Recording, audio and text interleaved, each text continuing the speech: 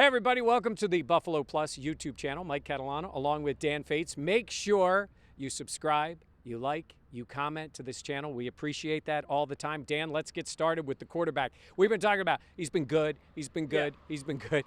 He was really good today. Yeah, he's had a couple, like you said, Mike, good practices. He's been great all camp. We talked about how he's picked up where he left off last season, but today was special. And when they went live, again, we'll give credit to the other reporters, the beat reporters that take the notes. We don't take the notes, but he completed his first 16 passes in 11 on 11. And this was by far the most physical, the most up-tempo, the most game-like practice that we have seen here so far at training camp. And Josh was great. Throws on the run, on target. Throws down the seam to Emmanuel Sanders, on target. Everything looked really sharp.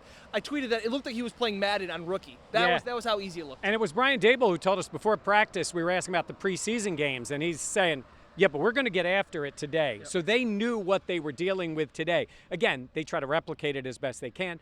He's still wearing the red jersey. Nobody's hitting him. It didn't matter. The ball was coming out so quick. In fact, he had another one to Jacob Hollister that was on a line. It should have been caught. Yeah, his Wyoming buddy's got to hold on to that football. That's the kind of plays we see him make. And even the times when the ball was knocked away, there were a few penalties. Yeah. I think Matt Milano had one that they would have called down the middle of the seam. I think that maybe was on Dawson Knox. So there are times when he's really sharp. And today he was getting after it, getting done. And this is all without his number one guy. Yeah, Stefon Diggs missed his 6th straight practice today.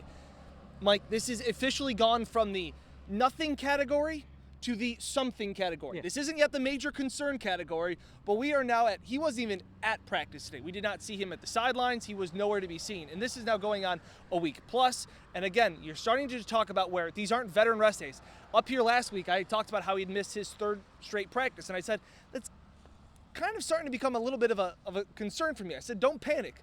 I'm not panicking yet, but it is definitely now something that we have to keep an eye on because we haven't even seen Stefon in now over a week. All right, so when this happens, a lot of times we will see the player, and then maybe you'll see him out there and say he's doing some individual stuff, still can't go full, or the coaches will just say he's day-to-day, whatever it is. Well, Sean McDermott said something the other day that I think if you take it in the right context, you know, he usually doesn't comment that much on injuries, but he did say that it's not a concern, or the question was asked, do you think this is an injury that could linger into the regular season? And Sean said, quote, no, and then he paused, and then he said, not at this point. Yeah. Which is a little concerning, Mike, wouldn't it be to you? It's Stefon Diggs. We're talking about one of the top receivers, the Bills' #1 weapon, and he's not out there. And you don't know. We don't know. We don't pretend to know the specifics of it. There are times when it's, you know, what the trainers will sometimes say is a bulky knee, swells up a little bit. They're giving him a little time. Okay, I've seen that with players before, and they usually are out on the field doing something. He's not. Now, maybe his rehab is different. Maybe there's something they're having him do. Maybe he's had, speculating, could be something minor, some kind of minor procedure to get him ready. They haven't said anything about that. Well, and that's the thing. They're not saying, oh, he's working on this, or he has this, or we haven't even heard any ligaments. We haven't heard any muscle. We haven't heard any bone. Like, none of that has been talked about, and it's almost leaving us to wonder more about what could it possibly be. If they came out and said, he's got a sprained MCL, we're resting for 2 weeks. Yeah. We'd be fine. Other teams do that. Yeah, I just saw with the Eagles, and as a rookie, Devontae Smith, and, you know, he's out there, and they're like, oh, it's a knee. And a couple days later, they say, sprained MCL.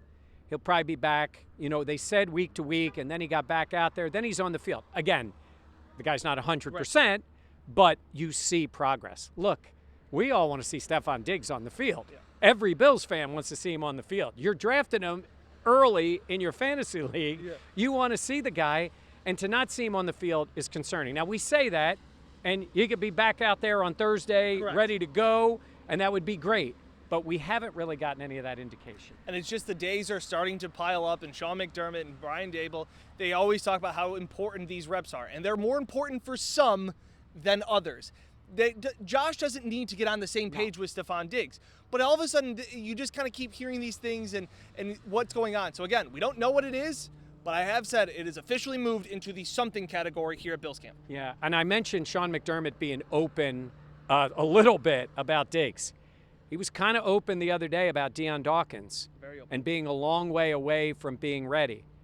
Well, on this channel right now, you'll be able to see the full interview with Deion and our story on Deion. Incredible. I've been to a lot of Bills news conferences. I don't remember any like the one today with Dion because it was so personal. We're talking about not talking about coming back from a knee injury here. We're talking about from COVID. And Dan, I mean, I've rarely heard anybody who's had COVID talk as openly as Dion did. 4 days in the hospital, he lost over 20 pounds, and they said it was the lowest point of his life. And as he kept getting asked these questions, you learned more and more as you kind of peeled back what had really happened, where Dion said he had gotten the shot, he was vaccinated, not fully vaccinated. He had caught COVID after he got his second shot before the 2 weeks where you're considered fully vaccinated. And he said he had every single COVID symptom that you could imagine. And it was just chills listening to somebody talk about that. And I asked him, when you're in the hospital bed and you're there for 4 days, a lot of us, the younger demographic say, well, I wouldn't go to the hospital. I'm young, I'm healthy. Dion Dawkins is part of the 1% in the world that plays football. Like he's such an elite athlete. And I asked him that, did you ever wonder, like, how am I here? And he's like, yeah. It's like, how am I here? I'm healthy. I'm the greatest. It was shocking to hear. Yeah. And the other day, Dion walked out on the field and we saw him for the first time. And somebody said, how you doing? And he's like, happy to be alive. Yeah. And I just took that as, people say stuff like that. And I'm like, I am not going to make more out of that. I knew that he had COVID. I didn't know what it was. Yeah.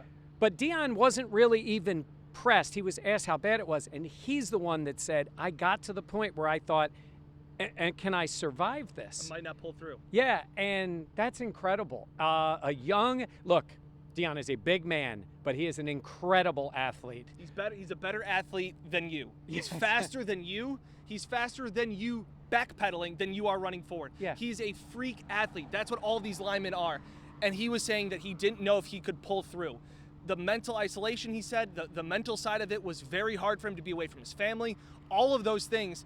4 days in a hospital bed. Yeah, right here in Buffalo. He was in Buffalo, Yep. Buffalo General. I think that he said he was there. And, he also, I asked him about, did this impact your friends and family? And he said something like, they were like, man, if our big dog can get it, right? And I think it really impacted. He mentioned his mom, his dad, his family. Now, we don't know the specifics, nor is it any of our business how many people in his family, but I got the impression from what he said that they came around to a different way of thinking. Doesn't mean that every one of them wasn't vaccinated, but it impacted them. But the real interesting thing is how it may have impacted his teammates. And obviously, he was asked about Cole Beasley. And Dion, being a team guy, first thing he did was stick up for his teammate. Did not throw him under the bus when he was asked a question about, have you had conversations with Cole and his anti-vax stance? And Dion's like, well, I don't think Beasley's anti-vax. He goes, that's not my place to say. He goes, but I don't think Beasley's anti-vax. He goes, he didn't understand, he didn't like the amount of information that he was getting or a lack of information that he was receiving. And Dion said he went out and got information to get vaccinated. He did a bunch of stuff. He goes, as athletes, you're handed a lot of things. Yeah. He goes, your cleats, your jersey, drink this, eat that. He goes, but sometimes you got to go out there and get the information. And that's what he wanted everybody else to do and his teammates to do as well, is to make their choice, but to go out and get the information and find out what's the good and the bad. Because a couple times, Mike, Dion's like, I didn't want to scare people. Yeah.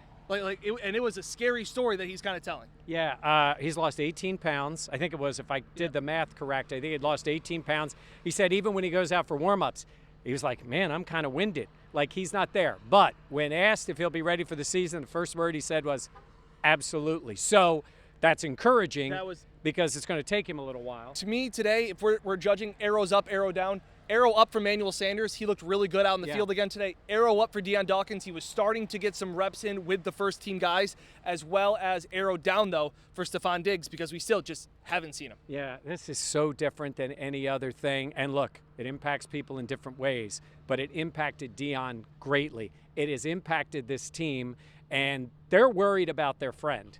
There's no doubt about it. Dion is one of the most popular guys on this team, and I think it's a little stunning for these young guys to see a guy hit with something like this and how greatly it impacts him. And I got to tell you, if it happened during the season in the same way, he misses 6 games, I think. Absolutely. And again, to reiterate the point, he got his shots. Yeah. He said he wishes, he was days away from being considered fully vaccinated when he ended up getting sick. So I know people sometimes comment like, well, he should have gotten the vaccine.